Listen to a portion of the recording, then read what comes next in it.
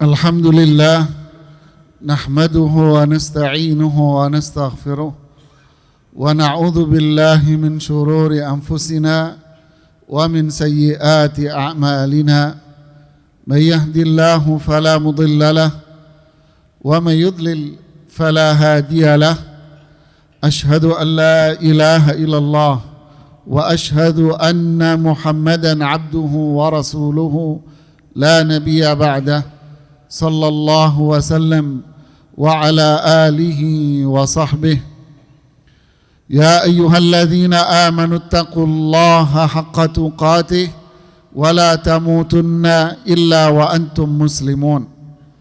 Wahai orang-orang yang beriman, bertakwalah kalian kepada Allah dengan ketakwaan yang benar, dan janganlah kalian wafat melainkan dalam kondisi Islam, dalam kondisi taat kepada Allah dan Rasulnya. Ya ayyuhalladzina amanu taqullaha wa qulu qawlan sadida yuslih lakum a'malakum wa yaghfir lakum dhunubakum wa man yuti'illaha wa rasulah faqad faza fawzan 'azima. Wahai orang-orang yang beriman, bertakwalah kalian kepada Allah, ucapkanlah tutur kata yang baik, pasti Allah akan jadikan perbuatan-perbuatan kita menjadi sebuah amalan yang saleh, dan Allah akan ampuni dosa-dosa kita. Sungguh orang yang taat kepada Allah, dialah yang mendapatkan kesuksesan besar. Amma ba'd, para jamaah rahimani Allah wa iyyakum, semoga Allah merahmati dan membimbing kita semuanya untuk tetap berada di jalan yang Allah ridhai. Di dalam Al-Quran ada dua kisah menarik yang ingin kita angkat berkaitan dengan sosok pengusaha atau karyawan atau pedagang atau profesi apapun yang memiliki sebuah kesibukan. Kisah pertama disebutkan oleh Allah Subhanahu wa taala dengan nama Ashabul Jannah. Mereka para pemilik kebun. Allah mengatakan, "Inna balawnahum kama balawna ashabal jannah." Kami menguji mereka sebagaimana kami menguji para pemilik kebun itu. Idh aqsamu la yasrimunnaha musbihin. Hari itu mereka dengan para pemilik kebun yang lainnya semuanya memiliki sebuah keyakinan bahwa esok hari kami pasti akan panen. Dengan pedenya mereka yakin bahwa hasil kebun ini adalah jerih payah kita. Ini adalah keringat saya. Jangan bawa-bawa nama Tuhan di sini Anda. Kalau bahasa sekarang, Allah bilang wala yastathnun. Mereka tidak berzikir kepada Allah. Mereka tak ada keyakinan bahwa ini semua adalah karunia Allah. Mereka tidak mengatakan insya Allah, jika Allah berkehendak untuk menjadikan kebun ini panen, Allah akan berikan. Jika tidak, maka apapun usaha Anda akan gagal. Mereka tak ada perasaan itu. Yang ada hanyalah ini adalah kekuatan saya, kemampuan saya. Lalu apa yang terjadi? Fatafa 'alaiha ta'ifum min rabbika wa hum naimun. Lalu Allah kirim malaikat-malaikat di saat mereka tidur. Fa asbahat kassarim. Malaikat itu diperintahkan oleh Allah untuk membakar dan menghancurkan semua kebun-kebun itu di malam hari. Pagi harinya mereka pun bangun dengan pedenya bahwa hari ini pasti akan panen dengan suksesnya. Mereka pun berjalan keluar dari rumahnya di saat gelap gulita. Fantalaqu wa hum yatakhafatun alla yadkhulannahal yawma 'alaihim miskin. Kenapa mereka keluar dari rumahnya gelap gulita? Agar orang-orang miskin tak tahu kalau mereka hari ini mau panen. Ini garis bawahi juga ini. Agar orang-orang miskin tak tahu kalau mereka hari ini panen. Faghadaw ala hardin qadirin, mereka pun berjalan ke kebun dengan penuh pedenya bahwa hari ini mereka panen dengan sukses. Lalu apa yang terjadi? Falamma ra'auha qalu inna ladallun. Ketika mereka melihat kebun-kebunnya, mereka mengatakan sepertinya kita ini tersesat. Ini bukan kebun kita. Lalu mereka mengatakan bal nahnu mahrumun. Tidak, ini kebun kita, tapi kita gagal panen. Kebun kita sudah hancur dan hangus. Faqala awsatuhum alam aqul lakum laula tusabbihun. Lalu orang yang pandai dan cerdik mengatakan kepada mereka, saya kan sudah bilang, kalian berimanlah sama Allah. Jangan merasa pede dengan diri Anda sendiri. Jangan merasa bangga dengan kemampuan Anda.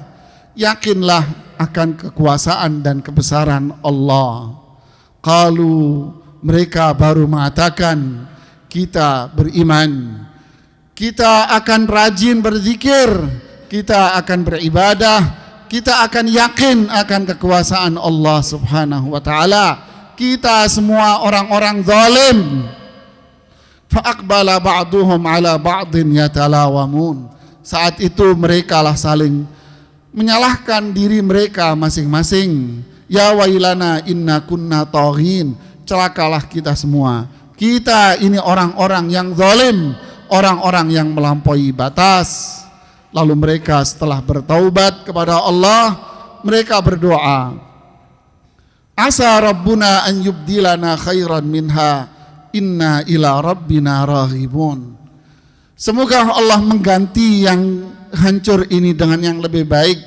Kita akan kembali dan berharap berserah diri hanya sama Allah saja.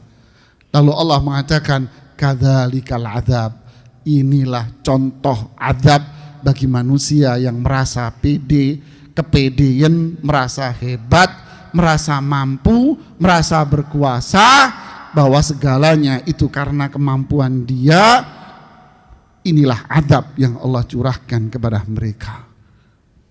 Mereka yang tak tahu diri, mereka padahal azab di akhirat, wala azabul akhirati akbar. Sungguh azab di akhirat itu jauh lebih besar daripada ini. Sadarlah bahwa orang yang merasa dirinya pintar, lalu dia menjauh dirinya dari Allah Subhanahu wa taala, itulah azab yang akan Allah berikan, kehancuran pada usahanya dia. Ini cerita yang pertama, jemaah. Cerita yang kedua berkaitan dengan Nabi Sulaiman. Ini cerita berlawanan. Allah mengatakan tentang Nabi Sulaiman. Fawahabna li Dawud Sulaiman. Kami karuniakan kepada Nabi Dawud seorang anak namanya Sulaiman. Ni'mal abdu innahu awwab. Sulaiman seorang hamba yang sangat mulia. Dia rajin bertaubat setiap kali dia melakukan sebuah kesalahan. Idh urida alaihi bil ashiyyi safinatul jiyad. Sore hari itu, nih klimaks ceritanya. Sore hari itu Nabi Sulaiman mendapatkan kiriman kuda-kuda perang the best. Disebut safinat. Safinat itu kuda perang yang hanya berpijak dengan 3 kakinya saja, Pak. Tapi kaki yang satu dia siap untuk berlari dan menyerang ke lahan tempat musuh sana. Dia hanya berpijak dengan 3 kakinya saja. Yang satunya kebuka kakinya, siap terbang dia nih kuda. Nabi Sulaiman terkagum-kagum dengan kuda-kuda itu. Kagum, dilihatin satu-satu sama Nabi Sulaiman. Apa yang terjadi? Faqala inni ahbabtu hubbal khair. Saya menyukai kuda-kuda ini. Beliau terpukau dengan kuda-kuda yang begitu hebatnya. An dzikri rabbi. Akhirnya beliau lupa sholat asar. Ini Al-Quran ya. Ini di Al-Quran Pak. Di surat As-Sad ya, di ayat 30 sampai 33. Beliau lupa sholat asar. Gara-gara terpukau dengan kuda-kuda. Ini Nabi. Hatta tawarat bil hijab. Sampai matahari itu terbenam. Beliau lupa sholat. Apa yang terjadi? Beliau pun tersadar. Beliau sholat asar. Setelah sholat, rudduha ilai. Semua kuda-kuda tadi kumpulkan ke saya. Kumpulin jadi satu. Fatafiqa mashan bil suqi wal a'naq. Kemudian semua kuda-kuda ini disembelih sama beliau. Sambil mengatakan, gara-gara kuda ini saya terlambat sholat. Allahu Akbar. Apa perbedaannya kisah pertama dengan kisah kedua jemaah? Beda kan? Beda. Kisah pertama orang yang kufur nikmat. Kisah yang kedua orang yang beriman. Dia beriman. Cuman itulah manusia, terkadang manusia apa? Lupa. Manusia lupa jemaah. Subhanallah. Seorang sahabat diriwayatkan oleh Imam Malik di dalam kitab Muwatta'nya. Ada seorang sahabat memiliki kebun kurma yang begitu padat sekali. Hingga buah-buahnya itu, buah kurmanya memadati semua pohon-pohon itu. Sampai disebutkan di dalam riwayat itu, burung pun susah terbang di dataran rendah. Enggak saking padatnya itu pohon, kebun. Si sahabat ini bangga dengan hasil kebunnya yang luar biasa. Sahabat ini pun akhirnya kasusnya sama. Dia terlewat sholat asar.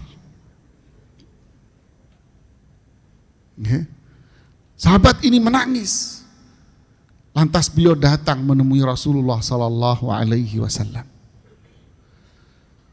Beliau mengatakan, ya Rasulullah, gara-gara kebun ini saya terlewat dari sholat asar. Gara-gara kebun ini saya terlewat. Fa wallahi inni ja'altuha fi sabilillah. Demi Allah, kebun ini dengan isinya saya sedekahkan semua di jalan Allah. Saya tidak mau kebun ini menjadikan saya terlambat lagi dari sholat berjamaah. Allahu Akbar.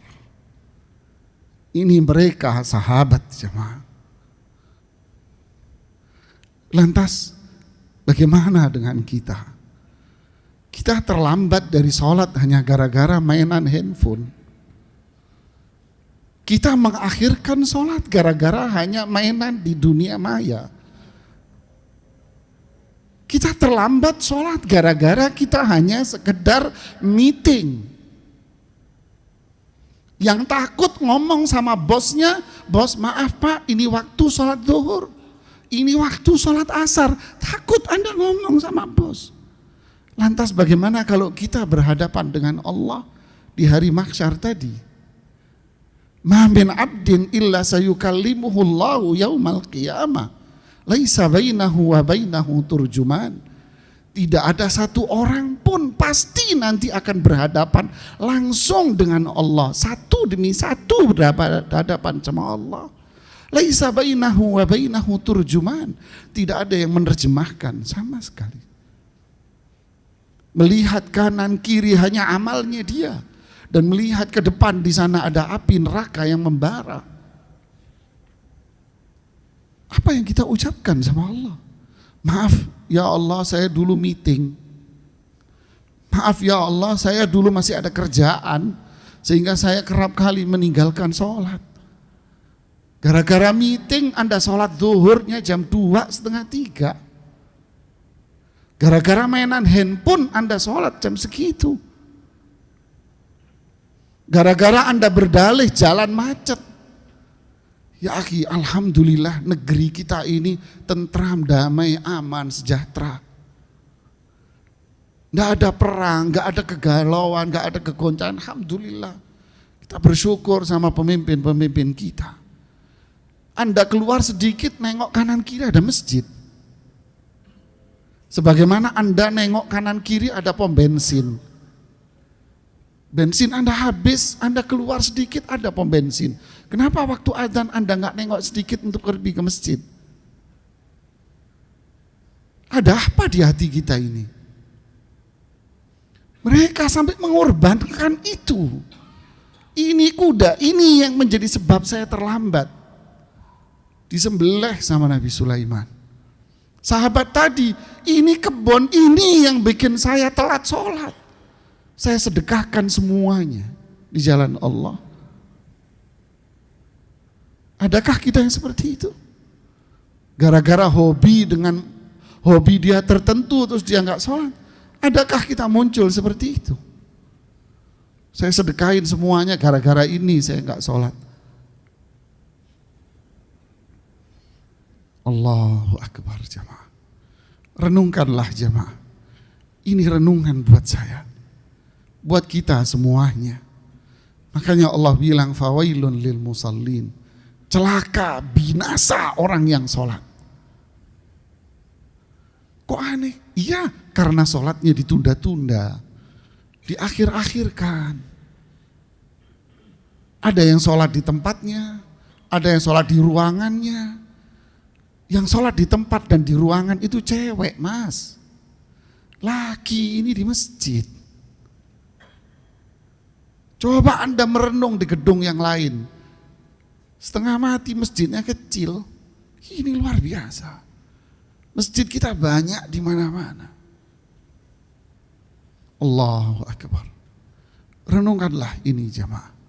Awal ma yuhasabu bil abdu yaumal qiyamah salah. Yang pertama kali dihisab, ditanya oleh Allah kita di akhirat nanti. Bisnis Anda, harta Anda, jabatan Anda, kedudukan Anda,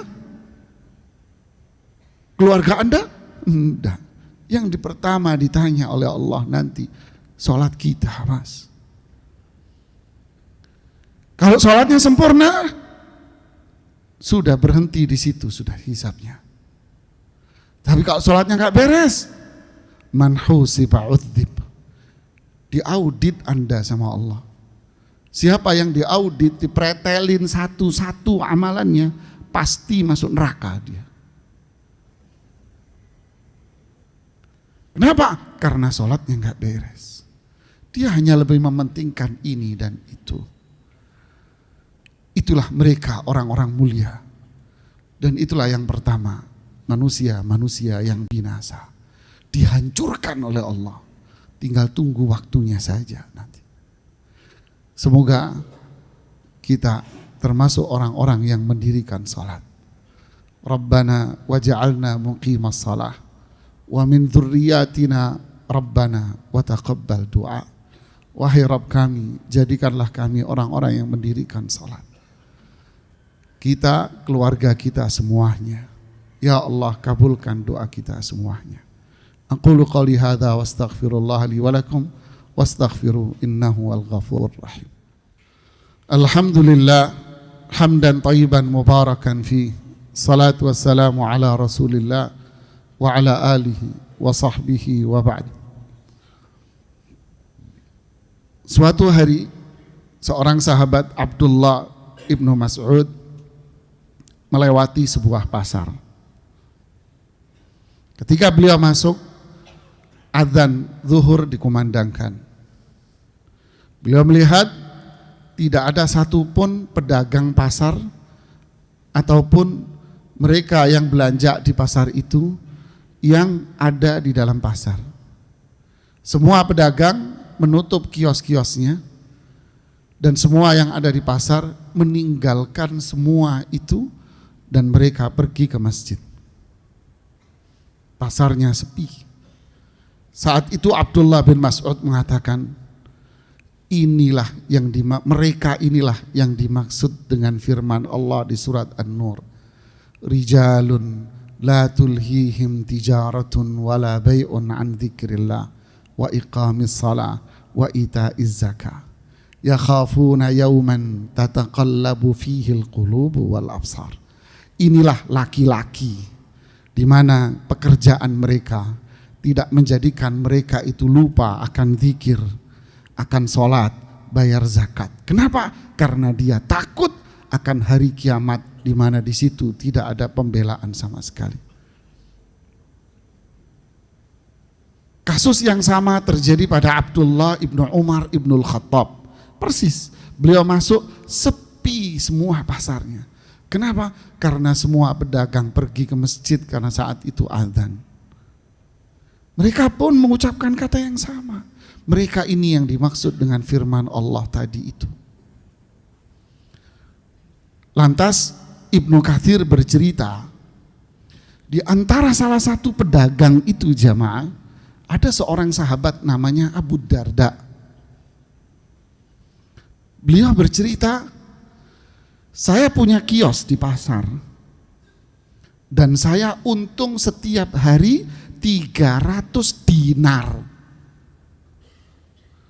Saya untung profit setiap hari 300 dinar, yaitu 300 keping emas setiap hari. 1 dinar kira-kira 4 jutaan. Berapa jemaah? Hitung sendiri. 1 hari untung net profit. Beliau bilang apa? Demi Allah, saya tidak akan bangga dengan keuntungan ini. Demi Allah, saya tidak mengatakan bahwa keuntungan saya haram. Tidak, keuntungan saya halal, saya dagang halal. Tapi saya tidak bangga dengan ini. Yang menjadikan saya bangga adalah di saat saya dagang, lalu adzan saya ke masjid. Itu yang bikin saya bangga. Silakan Anda cek di Ibnu Katsir. Yang bikin beliau bangga adalah beliau dagang, jualan. Tapi kalau mau waktu ibadah, dia pergi ke masjid, dia dagang. Ini yang membuat beliau dagang, membuat beliau bangga. Ada berapa orang seperti ini jemaah?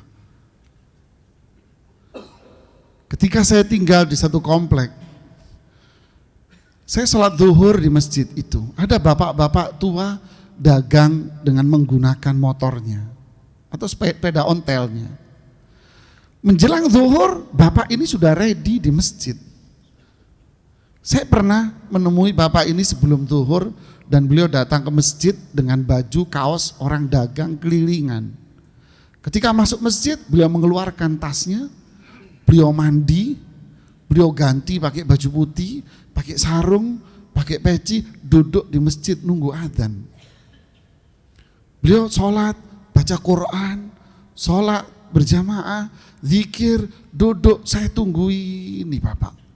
Setelah itu apa? Selesai semua, dia habis baca Quran lagi apa? Dia balik ke kamar mandi menggunakan bajunya lagi, dagang keliling lagi. Allahu Akbar. Ini pedagang, pengusaha, karyawan yang dimuliakan oleh Allah. Ini jemaah. Apakah saya dan kita semua sudah seperti itu? Atau itu tadi, maaf masih meeting. Sampai nanya Ustadz boleh nggak saya menjamak zuhur dan asar gara-gara meeting?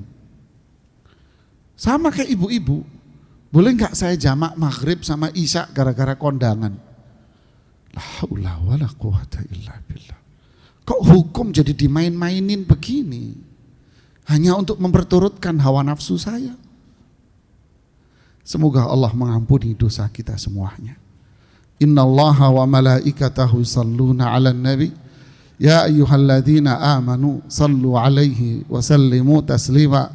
Allahumma salli wa sallim ala rasulinal karim wa ala alihi wa sahbihi ajma'in. Allahumma ighfiril muslimina wal muslimat al ahya'i minhum wal amwat innaka sami'un qaribun mujibud da'awat ya qadiyal hajat. Allahumma a'izzal islam wal muslimin. Allahumma ansur ikhwanana al mustad'afina fi kulli makan. اللهم انصر إخواننا في فلسطين وفي اليمن وفي سوريا وفي كل بقاع الأرض، اللهم انصرهم ولا تنصر عليهم يا رحمن يا رحيم. اللهم دمر أعداءك أعداء الدين من اليهود والنصارى ومن معهم. اللهم أصلح لنا ولاة أمورنا إلى ما فيه صلاح الإسلام والمسلمين. اللهم وفقهم إلى الصراط المستقيم. اللهم اغفر لنا ولوالدينا وارحمهما كما ربيانا صغيرا. اللهم اغفر لنا ولوالدينا كما ربيانا صغيرا. اللهم هب لنا من أزواجنا وذرياتنا قرة أعين واجعلنا للمتقين إماما.